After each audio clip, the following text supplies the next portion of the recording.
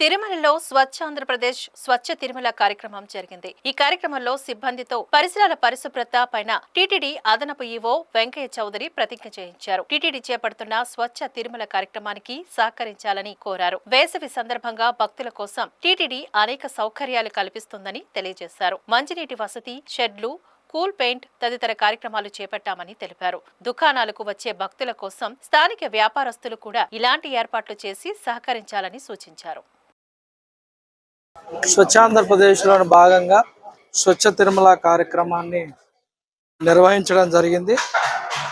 ఇందులో భాగంగా మనకి తిరుమలలో బాలాజీ నగర్లో ఉండే వాసులందరినీ కూడా పిలిపించడం జరిగింది.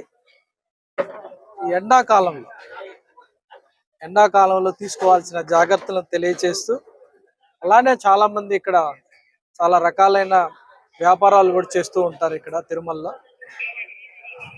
వాళ్ళందరూ కూడా లైసెన్స్ హోల్డర్స్ ఉంటారు చాలా మంది. వాళ్ళందరూ కూడా వీళ్ళతో పాటు అక్కడికి వచ్చే భక్తుల గురించి కొన్ని రకాలైన కార్యక్రమాలు చేపట్టవలసిందిగా టీటీడీతో కలిపి అన్ని రిక్వెస్ట్ చేయడం జరిగింది.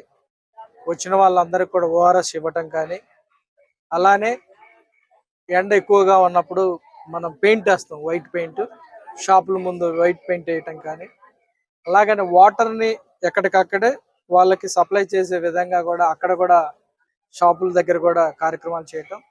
అలానే రెగ్యులర్గా మేము చేసే భాగంలో ఈ వేస్ట్ మేనేజ్మెంట్ ఎలా చేయాలి, అలానే వాళ్ళందరూ కూడా చాలా భాగస్వాములు ఇక్కడ క్లీనింగ్ కార్యక్రమాలు. మనం చాలా లార్జ్ స్కేల్లో ఇక్కడ క్లీనింగ్ కార్యక్రమాలు చేపడుతూ ఉంటాం. మీ అందరికి కూడా తెలుసు, తిరుమలలో ఎప్పుడు కూడా 24 hours కూడా రకరకాల బ్యాచ్లతో ఎప్పుడు కూడా క్లీనింగ్ కార్యక్రమాలు చేపడుతూ ఉంటాం. దీనికి ప్రధానంగా మనకి తిరుమల అంటేనే స్వచ్ఛతకి మారు పేరు.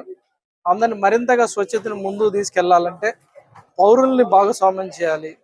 దానిలో భాగంగా ఈరోజు మొత్తం కూడా తిరుమలలో ఉండే బాలాజీ కాలనీలో వాళ్ళందరూ కూడా భాగస్వామ్యం చేస్తూ, అదేవిధంగా ఆబ్జెక్టివ్స్, స్వచ్ఛ ఆంధ్రప్రదేశ్ ఆబ్జెక్టివ్ స్వచ్ఛ తిరుమల వైపుగా ఎలా తీసుకెళ్ళాలి అనేది డిస్కస్ చేయడం జరిగింది. వాళ్ళందరూ కూడా చాలా ఇన్స్పైర్ అయ్యారు, చాలా ఇంట్రెస్ట్ చూపించారు. వాళ్ళందరూ కూడా మా హెల్త్ డిపార్ట్మెంట్ మరింతగా గైడెన్స్ ఇస్తూ రాబోయే కాలంలో స్వచ్ఛతను మరింతగా ఇంకొక లెవెల్కి కూడా తీసుకెళ్తామని ఈ సందర్భంగా తెలియజేస్తున్నాను.